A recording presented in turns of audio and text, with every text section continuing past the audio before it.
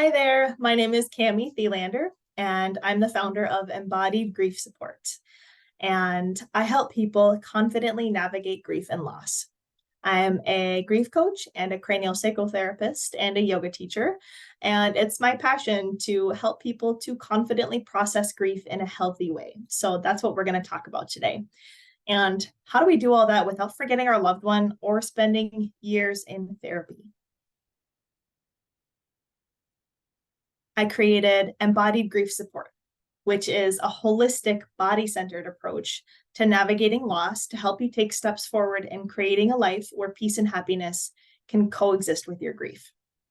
Your grief is going to be there. It's not going to go away because your grief is a reflection of the love that you have for your person. So that won't go away. It's really about how do we work through the grief and the emotions and the challenges that come with this loss in a way where we can have our grief and create a life where we can find that peace and that happiness again and really love waking up for our life every single day. How do we rebuild this life again after everything has crumbled? And I developed this approach because I desperately needed these tools and resources. I was 11 years old when my dad died, and I was 15 years old when my stepdad died. And especially being a kid, as you can imagine, I did not have the tools or resources to be able to process this. Having two dads die back to back was really traumatic for me. And I spent 10 years after this avoiding my grief, suppressing all my feelings. I had no idea where to start. It was so painful. And no one teaches you how to do this kind of stuff. So I kept going. I kept doing my best to avoid things. And because of that, I learned really unhealthy coping mechanisms to be able to deal with all of this. And that caught up with me. I developed addictions to things. I developed a lot of mental health challenges like depression and anxiety. I had major panic attacks. I had some physical issues that also came along with it. I even developed an eating disorder.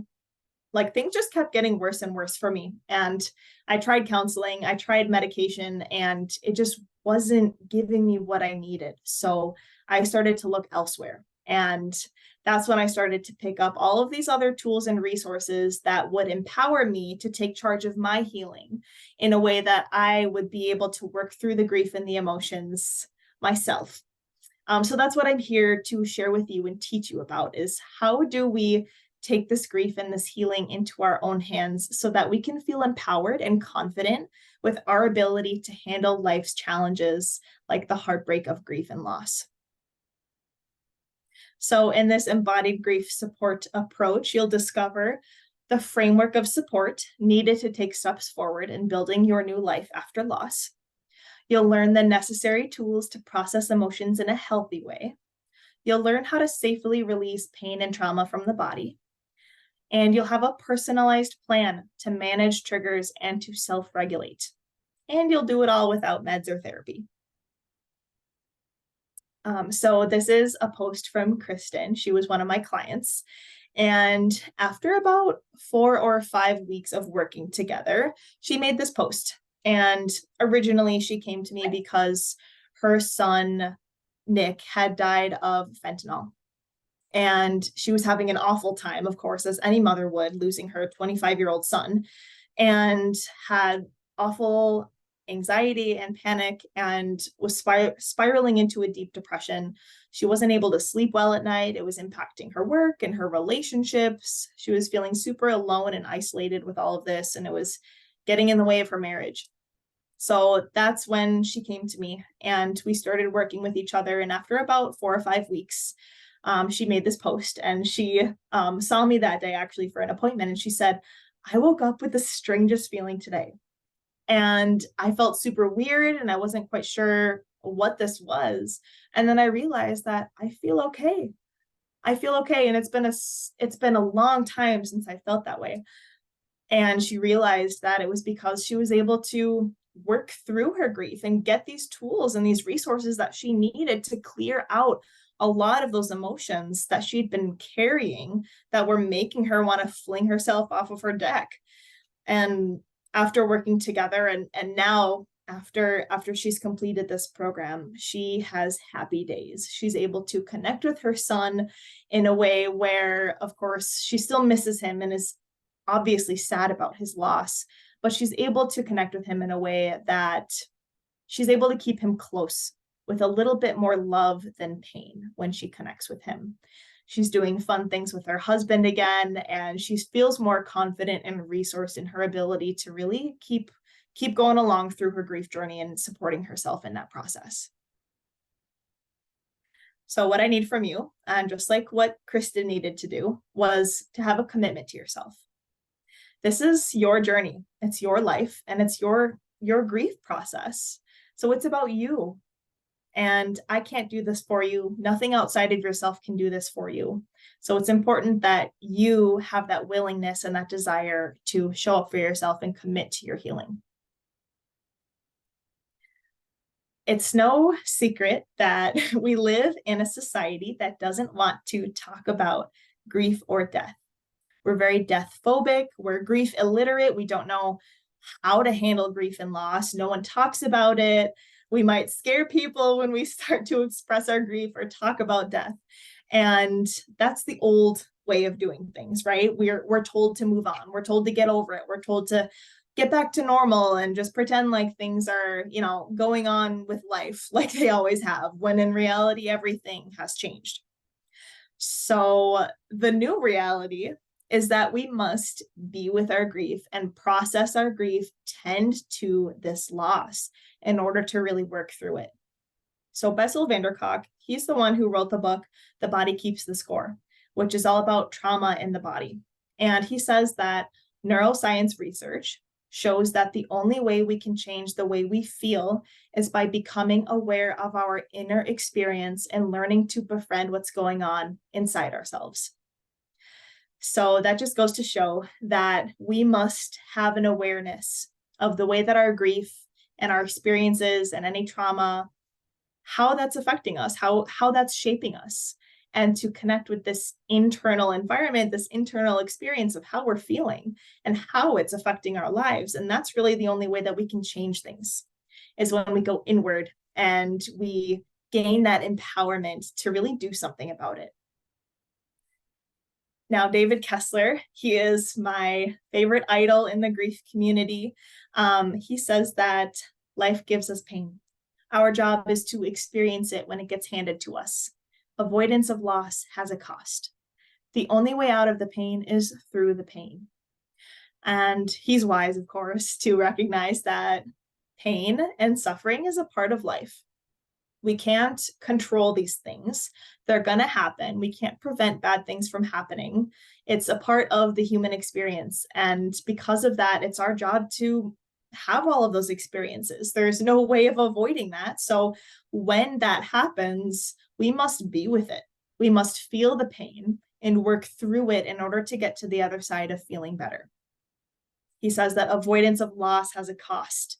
So that was what I was experiencing when I was spending those 10 years avoiding my loss. And I really felt that cost. And as soon as we can start to be with those experiences and the grief and to start to feel the pain and work through it, that's when we can find our healing. So the truth is, it won't get better with time. We all heard that saying that time heals all wounds. And the reality is that time will not fix your pain and trauma. This is what I just talked about with spending those 10 years of avoiding things, hoping that time would fix things for me.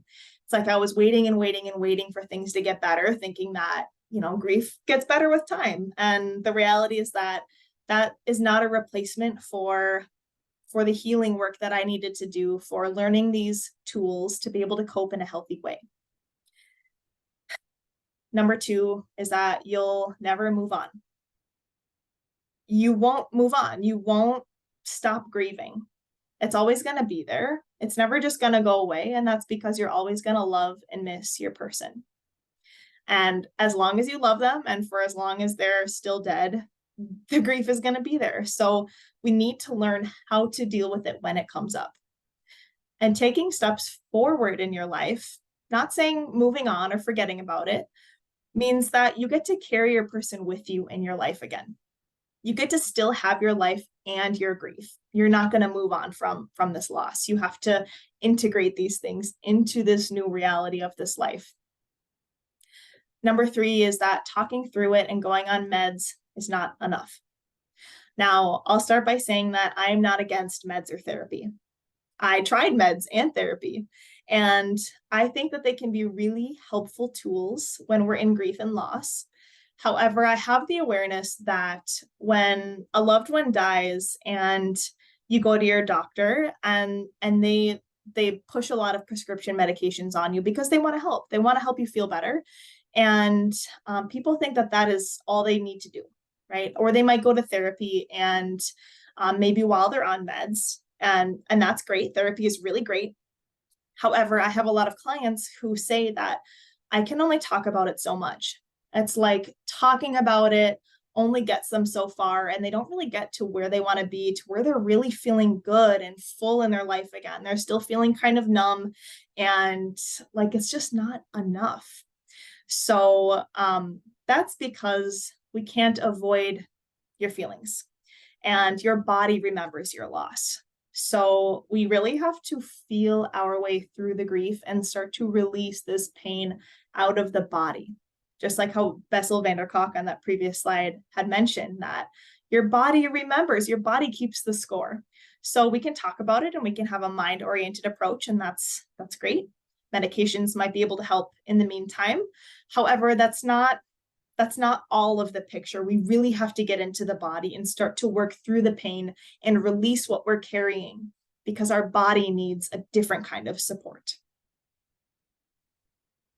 So if we can learn to be present with the grief and process the emotions in a healthy way and get the right support system in place, then you can release the pain and create a life where peace and happiness coexist with your grief. So let's dig into this.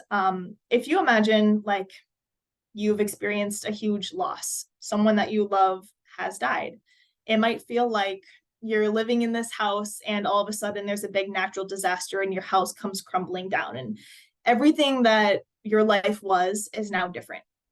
And in order to rebuild a new house, you need to have a solid framework of support, like a solid frame to be able to build on top of. You need a good foundation and all of those things to build this new life. So that's exactly what we're going to dig into here, is how do we build this framework of support so that we can take steps forward in rebuilding your new life after loss. So this framework of support has 7 different areas. The first one is community, having other people to support you in this. Number 2, a connection to your loved one. Number 3, a vision of the future of your life, so finding hope and purpose. Number 4, your identity, your sense of self. Number 5, your emotional expression, getting the grief out.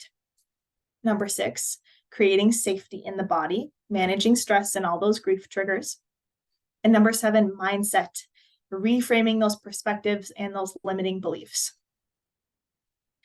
So the first one, community, engaging your tribe. Grieving people can't support grieving people. And that is tough when we have a loss in a family or in our inner circle and everyone else in our life is also grieving that same loss. And that's tough because, of course, you have your own grief and so do they. Like everybody needs help at that point. So it's not helpful to try to rely on one another to really meet our needs when they're struggling to meet their own needs as well. So the first thing that we need to work on is how do we engage this tribe or this support system that we can lean on, people who are actually capable of being able to give us the support that we need right now. So that's going to be people who are not grieving. And this is tricky because we might have to teach people how to show up for us. And we have to learn what we need, which is hard enough in itself. And then we have to learn how to ask for that help from the people that are capable of supporting us so that we have that solid support system in place to be able to keep going. Number 2 is a connection to your loved one. David Kessler says that death ends a life, but not our relationship, our love, or our hope. So this is about how do we keep going forward in our life while taking our person with us. They're going to live in our heart. They're going to live in many different areas of our life. Even if they're not living here physically with us, they are still very much involved. And every time that we speak their name, every time that we set a plate out at dinner for them, every time that we see their photo or connect with them, we are taking them with us. So it's all about remembering them in a way that feels good for you so that you can continue this relationship in the non-physical, this emotional relationship that you have with them.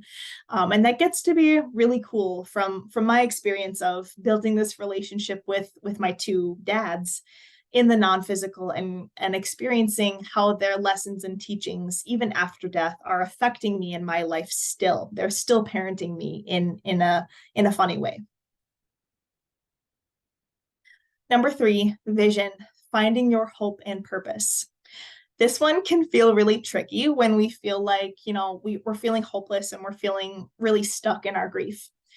And it's super helpful when we can take a destination of where we're going, because if we don't, then it's like we're kind of wandering and we feel really lost. It's like we're stepping into the unknown of this new life and all of these changes. And that's really scary. So it's really helpful when we can have a goal in mind and work towards something so that we know that we're moving in the right direction. And on that journey of moving in that right direction, we get to create meaning. We get to transform this grief into something rich and fulfilling that gets to fuel your life and your whole human experience that you're having. Number 4, your identity, your sense of self.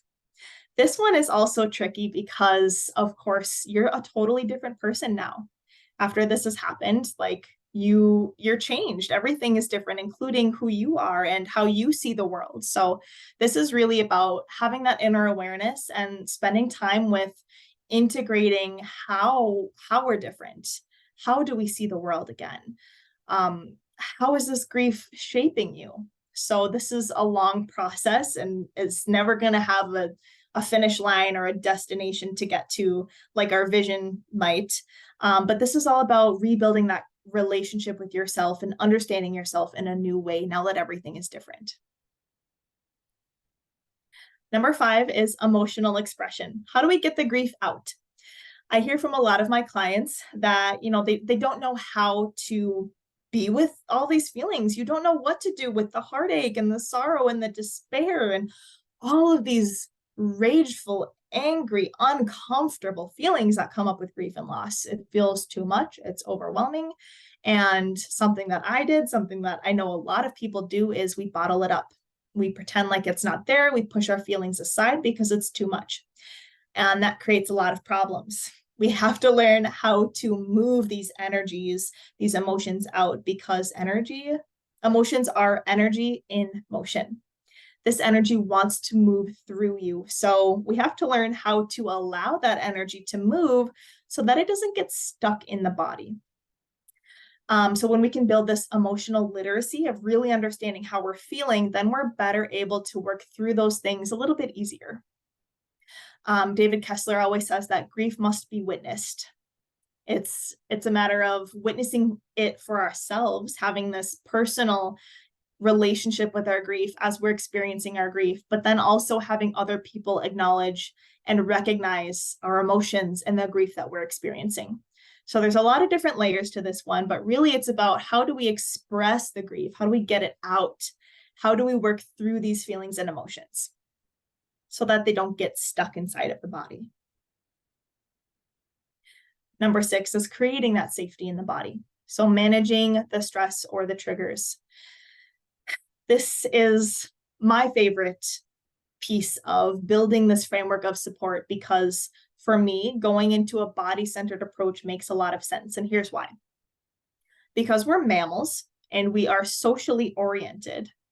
When we experience the loss of a loved one, our animalistic part of our brain tells us that that is a life threat because we need one another for survival. So now your brain freaks out and tells your whole body to freak out because there's a life-threatening event that happened, and that's your loved one died. So as your brain is grasping this new reality that your person is not coming back, it's triggering the stress response. It's triggering that survival response. And that has a massive impact on your body. That shuts down normal functioning systems of your body in order to prepare for survival. So oftentimes in grief, people experience they can't sleep, they can't eat. It's like they don't have an appetite. Their digestion is totally thrown off. You might have headaches and migraines. You might feel a lot of pain and tension in the body. And all of those things are because the grief is triggering this stress response, this survival response. And that is very impactful in the body. However, there are a lot of things that we can do to regulate this response, to bring our body back into its safety, where we can feel calm, we can digest our food properly, we can sleep well at night. And that is a natural state that your body wants to be in. So we can actually train the body back into this way of being where we can find our healing and our happiness and our sense of safety and this peace and calm again. And that's a game changer, let me tell you. And then number 7 is the mindset. So reframing perspectives and limiting beliefs. This is the part of the mind and the brain work that therapy is really good for. But as you can see, that's really only one piece of the puzzle. We have to dive into all of these thoughts that might be swirling in your mind. And that's scary because oftentimes in grief, our brain creates these stories or these beliefs that cause a lot of pain and suffering, right? Like if you're experiencing any shame or regrets or what ifs or unfinished business and all of these unanswered questions, like all of that just gets so jumbled and it can feel really confusing. Like, how do we untangle all of that? So that's another really important part of this process is, okay, let's dive in there. Let's figure out what stories, what thoughts can be reframed and shifted into something new that feels more aligned with the truth of the situation, which can get skewed, like I said, when grief and loss can have an impact on our mind and create some stories that just are not true. So we have to go in there and start to rewire those neurons that are firing and creating these stories and create a new belief system, create a new reality so that your mind can feel in a more aligned, safer perspective, emotionally, psychologically. So like I mentioned earlier, with grief and loss, it can feel like our whole world has come tumbling down. That safety of our home and our inner life has just shattered. And now we have to figure out how to rebuild. And in order to do that, we need a super solid framework of support. So if we can rebuild this framework, then we can create something magical. We get to create this new life after loss. And of course, it's going to be painful because your person's not here with you. However, that doesn't mean that we stop enjoying life. That means that we miss them and we're going to be sad that they're not here with us. And life keeps going. And we get to have our happiness and our peace again. And we get to find meaning and have our life and our journey until it's our time to go as well. So as you can imagine, building this framework of support, you get to create whatever you would like, whether that's a cabin in the woods or a fancy apartment in a big city. You get to choose how you want your life to look. So that's exactly what we're doing here, is rebuilding that and making sure you have that solid framework of support to get you there. And just like Ashley and Karen here, these were super amazing clients of mine. Ashley came to me. She had lost both of her parents and had developed some bad coping mechanisms. Honestly, a lot of similarities with my story, but she was really struggling with anger and rage. And in order to suppress it, she had used alcohol. So she was learning that as she has these tools to release the anger and the rage and be with her feelings and work through them in a healthy way, to be able to self-regulate when she's feeling that panic or that anxiety coming on, then she knows how to meet her needs and work through the grief and all of the emotions in a healthy way. So that's what she's sharing with you here. And for her, her biggest tool is writing. She loves to write, and she found that to be a really super effective way of building that inner awareness of what's going on inside of me. How can I work through this and empower myself to change how I feel and take charge of my life again? And Karen also leaves a short and sweet little comment here, that she found her happiness and her joy again. And same like with Kristen, Karen came to me one day and was like, I have this really weird feeling and I didn't really realize it at first, but today I'm happy. And it was natural and it was organic, and it just kind of came up as she was doing the work to release all of the other stuff that was fogging that happiness and that light from really shining.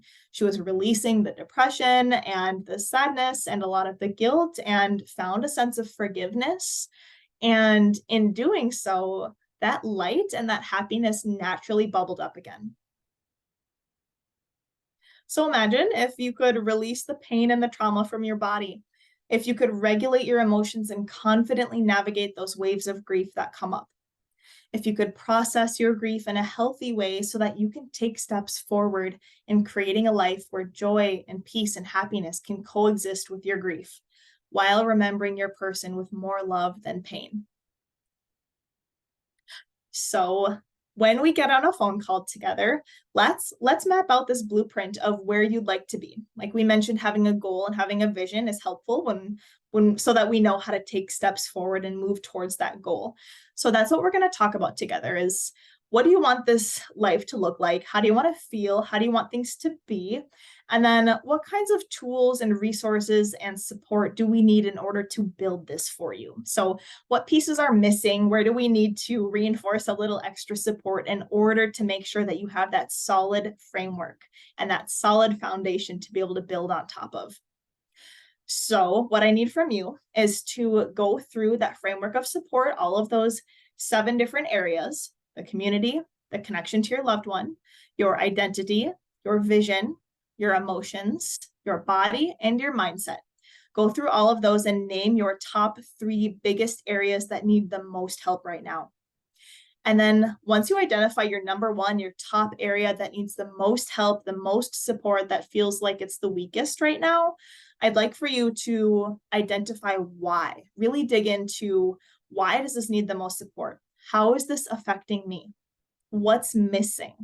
What would life be like if I could change this and get this support? What might change for me?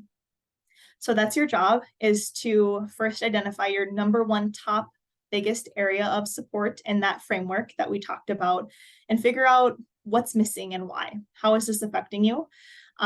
And we will talk about this on our call together and come up with that plan, that blueprint, to be able to get you to your goals, to be able to get you to feeling better, so that you can confidently process your grief in a healthy way and rebuild your life again. So thank you for being here with me through this. I hope this was helpful and gave you a little bit of clarity and insight on, okay, what do I need to do now to start taking steps forward and supporting myself with this really big change? What do I need the most help with? And that's exactly what we're going to talk about, and come up with that personalized game plan to make sure we can get you to your dream house, to rebuild things the way that you want them to be without feeling held back or stuck in your grief. All right, thank you so much, and we will talk soon.